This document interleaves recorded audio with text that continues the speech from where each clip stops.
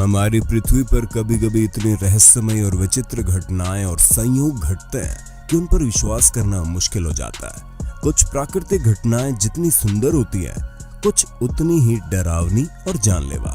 हम इस सीरीज में अब तक 5 पार्ट बना चुके हैं, जिसमें आसमान, जमीन, समुद्र में घटने वाले करीब 30 से 35 प्राकृतिक घटनाओं को कवर कर चुके हैं। और आप सभी ने सभी वीडियोस को खूब पसंद भी किया। लेकिन प्रकृति इतनी रहस्यमयी है कि लिस्ट खत्म होने का नाम ही नहीं ले रही। तो चलिए इस छठे पार्ट में जानते हैं ऐसे ही कुछ और नेचुरल फिनोमेना यानी प्राकृतिक घटनाओं के बारे में जो आपके होश उड़ा देंगी। नए व्यूअर्स जल्दी से सब्सक्राइब तो कर लो और बगल की घंटी दबाकर ऑल पर क्लिक कर देना। यदि आप ओहियो, वेस्ट वर्जीनिया या इसके आसपास में रहते हैं तो आपने 3 साल पहले 2017 में एक अनोखी प्राकृतिक घटना देखी होगी, यानी पीरियोडिकल सिकाडास से आपका सामना हुआ होगा। दरअसल सिकाडास वो कीड़े हैं जो अपने जीवन का अधिकांश हिस्सा जमीन के अंदर बिताते हैं, और जब 13 या 17 साल बीतते हैं तब एक साथ करोड़ों अरबों सिकाडास मिट्टी से बाहर निकलते हैं। केवल 1 एकड़ जमीन में करीब 15 लाख तक सिकाडास होते हैं। फिर ये किसी ज़ॉम्बी की तरह एक ही दिशा में चलकर आसपास के पेड़ों पर चढ़ना शुरू कर देते हैं। ऊपरी शाखाओं पर पकड़ बनाकर ये अपने बाहरी कवच से बाहर निकलकर वयस्क पंखों वाला रूप धारण करते हैं। सुबह होने तक ये बिल्कुल अलग रूप में ढल जाते हैं। फिर कुछ हफ्तों तक पूरे एरिया में चारों तरफ यही दिखाई देते हैं और इन्हीं की आवाज सुनाई देती है। पूरा एरिया इन्हीं से भर जाता है और ये हमारे प्लेनेट का सबसे बड़ा कीट उद्गमन है। 1999 में 17 साल बाद ऐसा 2017 में हुआ और 2033 में यानी 17 साल बाद दोबारा होगा। ब्रूड के आधार पर इनके निकलने का समय तय होता है। इस बार ओहियो, वेस्ट वर्जीनिया की जमीन के नीचे ब्रूड 5 है, जिनका जीवन चक्र 17 साल का है। यानी कि अब 2017 से 17 साल बाद यानी 2033 में दोबारा ओहियो, वेस्ट वर्जीनिया में बाहर निकलेंगे और मैटिंग करेंगे, और 1-2 हफ्ते के भीतर अंडे देकर सब मर जाएंगे। ये उत्तरी अमेरिका के सबसे लंबे समय तक जीवित रहने वाले कीट है। New York, new Jersey, Pennsylvania, Delaware की जमीन में मौजूद ब्रूड 10, जिसका लाइफ साइकिल भी 17 साल का है, अगले साल 2021 में बाहर निकलेंगे, क्योंकि इससे 17 साल पहले 2004 में ये निकले थे। इस लिस्ट को देखकर आप समझ जाएंगे कि ये कब निकले थे और 13 या 17 साल बाद कहां और कब निकलेंगे।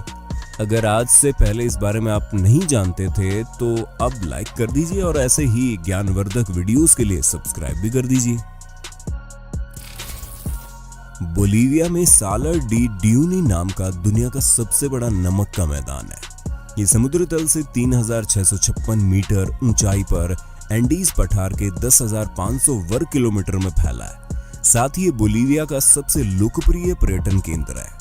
दुनिया भर से पर्यटक यहाँ के विशाल सफेद मैदान को देखने आते हैं। सफेद मैदान के बीच ज्वालामुखी चट्टानें छोटे द्वीपों की तरह दिखती है, मानो सफेद कैनवास पर काले बिंदुओं। 40 मीटर तक ऊंची इन चट्टानों के आसपास प्रवाल जैसी दुर्लभ संरचनाएं और समुद्री सीपों के जीवाश्म दिखते हैं। अगर इसकी उत्पत्ति की बात की जाए तो ये प्राग ऐतिहासिक झील मिंचिन झील के आखिरी अवशेष हैं। वो विशाल झील 20,000 से लेकर 40,000 साल पहले सूख गई थी, जो सूखने के बाद नमक के रेगिस्तान में तब्दील हो गई। नमक के मैदान लगभग पूरी तरह से समतल है। किसी एक जगह से दूसरी जगह की ऊंचाई में 1 मीटर से ज्यादा का अंतर नहीं है। बारिश होने पर या पास की झील में पानी का बहाव होने पर यह इलाका एक विशाल झील में तब्दील हो जाता है। इसी वजह से सालर डी ड्यूनी घूमने का सबसे सही समय बारिश के मौसम दिसंबर से मार्च या अप्रैल तक के ठीक बाद का है। इस दौरान नमक के मैदान के ऊपर पानी की पतली परत उसे एक विशाल आईने में बदल देती है, जिसमें बादल चलते हुए दिखते हैं। ये दुनिया में लिथियम का सबसे बड़ा भंडार है, यानी इलेक्ट्रॉनिक्स बैटरी का मुख्य कंपोनेंट। दुनिया की 50 से 70% लिथियम यहीं से मिलती है। हर साल गर्मियों के आसपास न्यू फाउंडलैंड और लैब्राडोर कनाडा के समुद्र तट पर एक अनोखा नजारा देखने को मिलता है, क्योंकि इन तटों पर लाखों करोड़ों कैपेलिन मछलियां उथल पुथल करती हुई तट पर पहुंच जाती है, और इस प्राकृतिक घटना को कैपेलिन रोल कहा जाता है। और ये शहर के निवासियों और पर्यटकों के लिए एक प्यारी घटना है। क्योंकि ये नज़ारा देखने और इन छोटी मछलियों को पकड़ने के लिए लोग यहाँ आते हैं। अगर लोग ज्यादा भाग्यशाली हुए तो उन्हें हम्पबैक व्हेल के भी दर्शन हो जाते हैं, जो इन्हें खाने के लालच में यहाँ आती है। कैपेलिन मछलियां ऐसे अपने वंश का विस्तार यानी कि अंडे देने के लिए किनारे पर आकर जमा हो जाती है। जब भी हम आसमान की ओर देखते हैं तो हर बार हमें अलग अलग आकार के बादल दिखाई देते हैं। कभी कभी तो हमें उनमें अनोखी आकृति तक देखने को मिल जाती है। हमने अपनी पिछली कुछ वीडियोस में आपको अलग अलग बादलों की संरचना जैसे cumulus cloud, lenticular cloud, mammatus cloud, morning glory cloud और होल पंच क्लाउड के बारे में बताया था।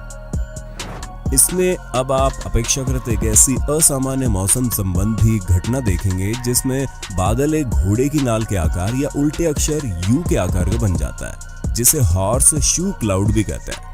ऐसा ही कुछ 8 मार्च 2018 में बैटल माउंटेन नेवादा के ऊपर देखा गया, जिसे लोग देखकर डर गए और सोशल मीडिया पर एलियन एक्टिविटी से लेकर तमाम कयास लगाए जाने लगे। जिसके बाद नेशनल वेदर सर्विस ने घटना की तस्वीरें साझा की और बताया कि ये सबसे दुर्लभ क्लाउड फॉर्मेशन में से एक है। इसे मूस्टाश क्लाउड भी कहा जाता है। जब हवा में बहुत अधिक अस्थिरता होती है, जब एक छोटा सा क्यूमुलस अपड्राफ्ट आसपास की हवा के साथ संपर्क करता है और एक डाइपोल भंवर बनाता है, तब ऐसे बादल बनते हैं। सुपर सेल तूफानों के दौरान ये सबसे आम होते हैं और जल्दी गायब हो जाते हैं। इसके बाद लोगों ने इस पर तरह तरह के फनी मीम बनाने शुरू कर दिए। वाटर स्पाउट पानी के ऊपर बनने वाले बवंडर होते हैं या फिर जो जमीन से होकर पानी में चले जाते हैं। ये एक फनल के आकार के बादल के रूप में दिखाई देते हैं, जो आकाश से समुद्र में उतरते हुए प्रतीत होते हैं। वाटर स्पाउट में भी जमीन पर बनने वाले बवंडर की तरह ही थंडर स्टॉर्म, तेज हवा, विशाल ओले और अक्सर खतरनाक लाइटनिंग होती है।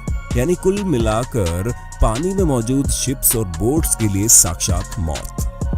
इतिहास में कई ऐसे किस्से दर्ज हैं जिनमें वाटर स्पाउट के कारण कई बोट्स और शिप्स डूब गई। ये 2 प्रकार के होते हैं। साइंटिस्ट का अनुमान है कि मेंढक या मछली की बारिश की घटना के लिए वाटर स्पाउट ही जिम्मेदार है, लेकिन कभी ऐसा देखा या रिकॉर्ड नहीं किया गया, क्योंकि ऐसा होता तो सिर्फ मछलियों की बारिश या मेंढक की बारिश अकेले क्यों होती। वाटर स्पाउट तो इनके साथ साथ अन्य प्रजाति के जीवों को भी ऊपर खींच के ले आता और मिक्स जीवों की बारिश देखने को मिलती। ये अब तक लैंड टॉर्नेडो की तुलना में कम खतरनाक साबित हुए, जिसकी वजह साफ है, इंसानों की आबादी का पानी की बजाय जमीन पर होना। वाटर स्पाउट दुनिया के तटीय क्षेत्रों में किसी भी स्थान पर हो सकते हैं।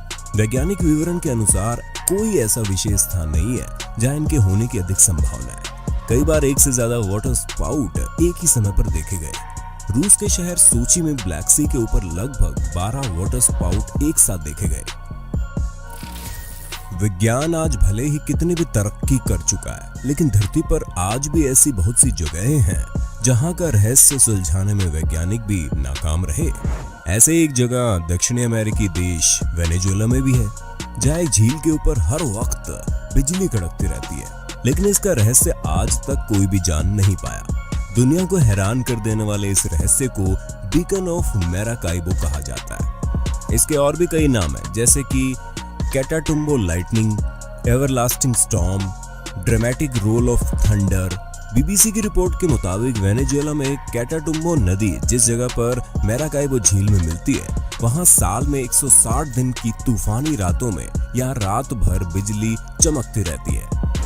मैराकाइबो झील का नाम सबसे ज्यादा बिजली चमकने वाले स्थान के तौर पर गिनीज बुक में दर्ज है। सर्दियों के मौसम में तो कम, लेकिन बरसात के मौसम में यहाँ खूब बिजली चमकती है। एक रिपोर्ट के मुताबिक इस मौसम में यहाँ हर 5 मिनट में 28 बार बिजली चमकती है, जो 400 किलोमीटर की दूरी से भी दिखाई देती है। वैज्ञानिक इस रहस्य को जानने में लगे हुए हैं कि आखिर यहाँ पर इतनी बिजली कैसे चमकती है। साल 1960 में ऐसी मान्यता थी कि यूरेनियम की मात्रा इस जगह पर सबसे ज्यादा है, इसी वजह से आसमान से बिजली चमकती है। हाल ही में एक शोध वैज्ञानिकों ने किया, उसके अनुसार तेल के क्षेत्र झील के आसपास है और उनमें मीथेन की मात्रा ज्यादा है, जिसकी वजह से आसमान में बिजली चमकती है। यूरेनियम और मीथेन वाला सिद्धांत अभी तक वैज्ञानिक साबित नहीं कर पाए। रिसेंट स्टडी में मैराकाइबो झील में बहने वाली हवा और आसपास के दलदली मैदानों में बहने वाली हवाओं को इसका कारण बताया गया, लेकिन सटीक जवाब अभी तक नहीं है और इसी वजह से ये जगह अभी भी रहस्यमयी बनी हुई है। सहारा पृथ्वी पर सबसे गर्म और सबसे शुष्क स्थानों में से एक है, जहां का तापमान 122 डिग्री पहुंच जाता है। लेकिन 2018 में सहारा मरुस्थल में कुछ ऐसे नजारे देखने को मिले जिसने लोगों को अचंभित कर दिया। सहारा मरुस्थल के किनारे मौजूद अल्जीरिया के एन सेफरा टाउन में 16 इंच तक की बर्फबारी हुई। पिछले 40 साल में तीसरा मौका था जब इस टाउन में बर्फबारी का नजारा देखने को मिला। लाल रेत पर सफेद फाये देखकर लोग रोमांचित हो उठे।